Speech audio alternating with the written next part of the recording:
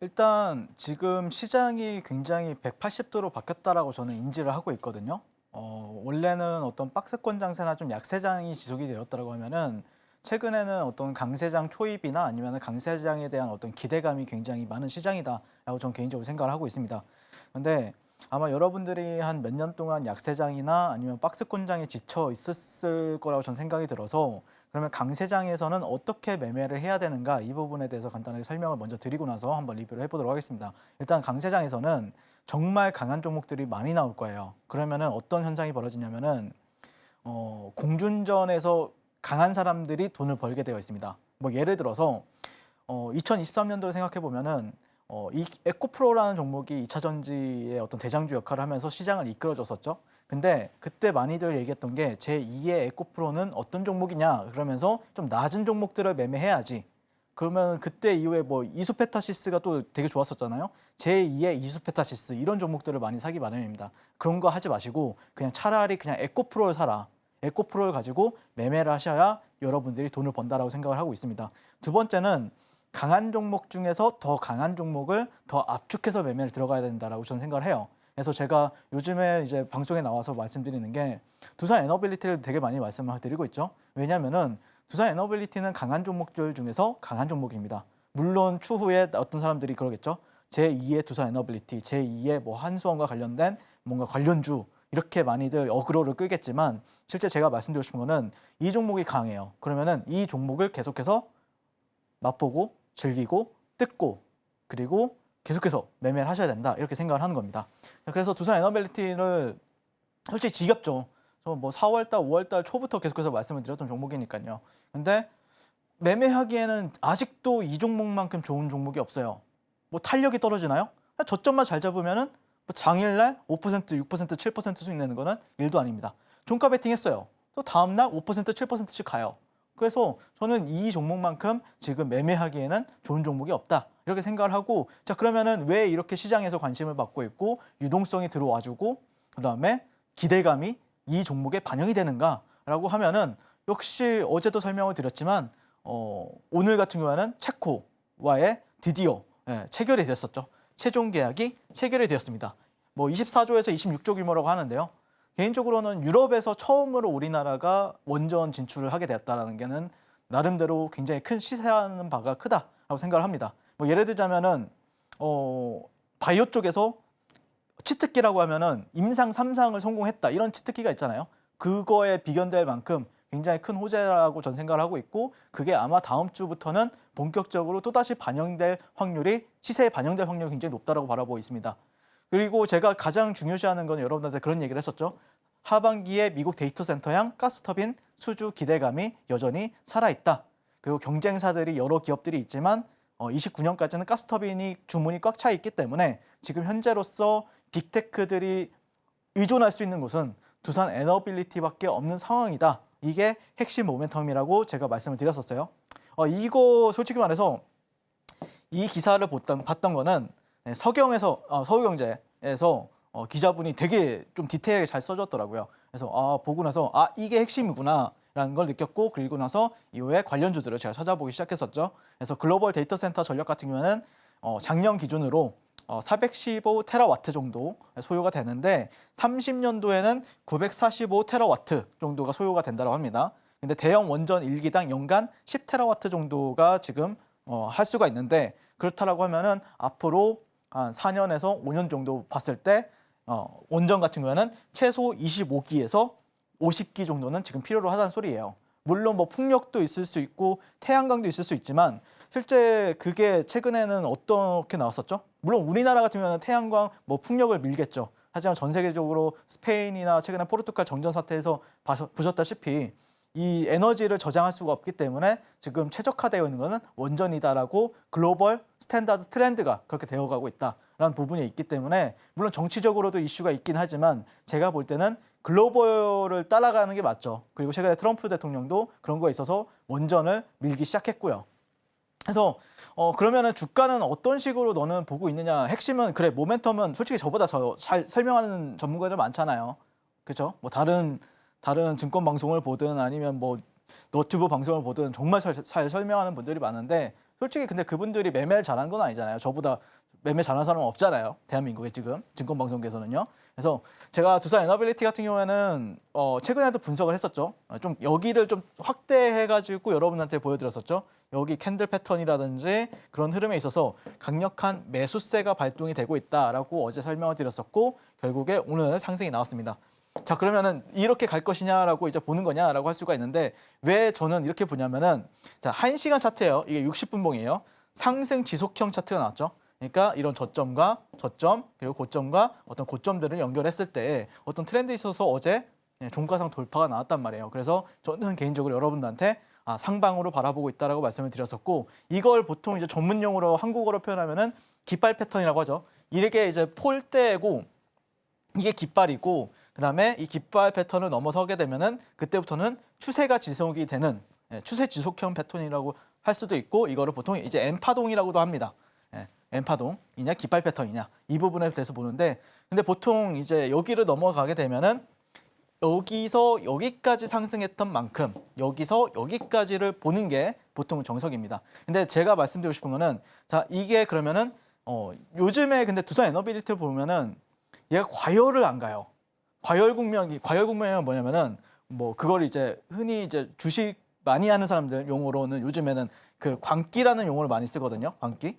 그러니까 이거 이렇게 가는 거예요. 이렇게 이런 식으로 장대양부 뽑으면서. 근데 요즘에는 약간 단봉으로 이렇게 천천히 우상향을 해주죠. 계단식으로 천천히 이런 식으로 계단식으로 이런 식으로. 네. 그래서 그러면 제가 볼 때는 이렇게 광기의 영역 아니면은 뭔가 탐욕의 영역으로 간다라고 하면은 사실 거래량이 더 많이 필요한 게 사실이고 그러려면은 재료가 더 강한 게 나올 필요가 있겠죠. 근데 그렇지 않는다. 요즘처럼 뭐 한 1조에서 2조 원 정도 하루 거래량, 거래대금 나오는 만큼 나온다고 하면은 아마 저는 좀 다시 이렇게 계단식으로 올라갈 가능성이 또 있다고 봐요. 그거에 따라서 매매 전략도 달라질 수 있을 것 같고요. 그래서 제가 굉장히 좀 디테일하게 여러분들한테 브리핑을 도와드리고 있고 기술적으로도 보여드리고 있었죠. 그래서 주봉이 오늘 완성이 되었죠. 오늘 목요일이긴 하지만 내일이 빨간 날이기 때문에 개인적으로는 이제 주봉을 굉장히 중요시 보고 있었는데 주봉은 기가 막힙니다. 이것만큼 좋을 수가 없어요. 그래서 여러분한테 이제 주봉, 월봉 방금 전에 60분 봉 설명했다시피 굉장히 흐름이 좋게 나왔다. 제가 어제도 그런 얘기 했었죠. 주봉상 이런 저점들 이 빨간색으로 쳐져 있는 여기는 지지를 받았던 자리인데 보시면 2020년도를 시작 정모를 보고 여기는 고점은 저항을 받았던 자리인데 최근에 주봉을 보면은 지난주 주봉을 보면은 여기서 저항을 받았죠. 저항을 받은 걸 어떻게 하느냐? 음봉이 나왔잖아요. 근데 이 음봉을 돌파를 하고 나서 어떻게 됐죠? 이 저점과 저점을 연결하고 이 고점을 연결하는 선에 있어서 오늘 돌파가 나왔죠. 이거는 그러면 간다라는 소리예요. 어디까지? 최소한 55,000원까지 제가 2차 목표 주가로 잡았던 자리 그리고 여기서 뭐 지지받고 다시 한 번 더 73,500원, 7만 원 정도까지는 다시 갈 수밖에 없는 주봉 형태가 형성이 되었기 때문에 앞으로 여러분들이 혹시라도 뭔가 조정을 받는다라고 하면은 아니면은 뭐 지금 들어가도 상관은 없다고 봐요. 근데 대신에 이제 좀 캔들 패턴에 대해서 일봉을 좀 보시면 좋을 것 같고요. 만약에라도 다음 주에 이제 일봉상 뭐 양봉이 나온다라고 하면은 아마 그때부터는 좀 더 다시 쭉쭉쭉 뻗어 나갈 확률이 있고요. 만약에 음봉이 나온다고 해도 실제 굉장히 매수세는 강하게 유입이 될 확률이 높기 때문에 내가 뭐 밑에서 잡고 있다라고 하면은 그냥 수익을 즐기시면 되고요. 내가 신규 매수를 접근해보고 싶다라고 하면은 지금 바로 저 윤삼일과 만나보시면 되겠죠. 왜? 저는 매일매일 타점 잡고 여러분들한테 피드백을 드리고 있거든요. 그래서 월봉을 보시면은 아까는 이거를 이제 보시면은 여기는 이 차트를 줄여놓은 거예요. 월봉. 그렇죠? 똑같죠, 차트가. 그래서 여기가 지금 월봉인데 월봉상은 보시면 저항대는 사실 여기서 저항을 받은 이유는 뭐 이런 매물대도 있고요. 이런 매물대도 있고 이런 트렌드들도 있어가지고 저항을 받았던 건데 여기를 가볍게 한 일주일 만에 벗겨냈단 말이에요. 그러면은 보통은 55,000원 다음 저항 매물대는 여기예요. 여기까지 갔다가 그 다음에 73,500원 선까지는 아마 제가 볼 때는 무난하게 갈 확률이 높다. 다만 그 안에서 변동성을 좀 근데 얘가 아마 여러분들이 그런 걸 많이 넥스트 트레이드에서 얘가 만약에 8시부터 9시까지 급등을 해요. 그러면은 보통 9시부터 10시까지는 떨어져요. 이런 식으로. 그리고 나서 슬금슬금 이렇게 올리는 패턴들이 있죠. 얘가 만약에 넥스트 트레이드에서 급등을 안 해요. 뭐 급등 안 하고 이렇게 횡보해요. 그럼 오히려 정규장에서 올라가는 경우가 되게 많아요. 그런 패턴들까지도 제가 디테일하게 또 알려드리고 또 타점까지 잡아서 여러분들께 알려드리고 있죠. 자, 그다음에 중요한 게 뭐냐면은 제가 이 사진을 계속해서 가지고 오는데 글로벌 가스터빈과 SMR 관련주예요. 첫 번째는 이제 미쓰비시 중공업, 그다음에 두 번째는 GEV 미국 가스터빈 대장주, 그다음에 지멘스 에너지라고 해서 유럽 가스터빈 대장주, 그다음에 여기는 뉴스케일 파워, 그다음에 여기는 오클로죠. 근데 오늘 좀 특이하지 않나요, 여러분들? 뭔가 조금 눈치나 아니면은 냄새를 맡으신 분들, 눈치가 빠르신 분들은 여러분들 바로바로 캐치를 하셔야 됩니다. 뭐 어떤 걸 말씀드리고 싶냐? 자, 오늘 두산 에너빌리티 어떻게 됐죠? 오늘 양봉 나왔습니다. 그렇죠? 양봉 되게 잘 나왔고 한 7%, 6%, 뭐 지금 왔다 갔다 하겠죠. 근데 보시면은 이 글로벌 가스 터빈 관련주들 음봉, 일본 미쓰비시 중공업, GEV 음봉, 지멘스 에너지 음봉입니다. 자, 그다음에 오클로 음봉 나왔고요. 그다음에 뉴스케일 파워 음봉 나왔어요. 이 뜻은 무엇인가? 아마 오늘 근데 두산 에너빌리티만 이 모든 글로벌에 있는 기업들 제끼고 양봉이 나왔다. 물론 호재도 있었죠. 체코 원전이라는 호재도 있었지만 어쨌든 그렇게 봤을 때는 앞으로 여기 있어서 얘네들과의 상대 강도에 있어서도 상당히 강력한 흐름을 보여줬기 때문에 앞으로 더 기대하셔도 괜찮지 않을까 그렇게 말씀을 드려보고 싶고요. 그래서 최근에 5월 28일부터 6월 4일까지 제가 매매를 했어요. 뭐 딱히 보면은 6월 28일 날 수요일 오후 2시 4분 45,500원에서 39,500원에서 타점을 잡아드렸었고요. 어제 같은 경우에는 제가 여기 방송 오기 전에 종가 베팅을 했었어요. 3시부터 3시 30분까지 분할 매수 6월 4일 그다음에 2시 59분에 이렇게 보낸 흔적이 있죠.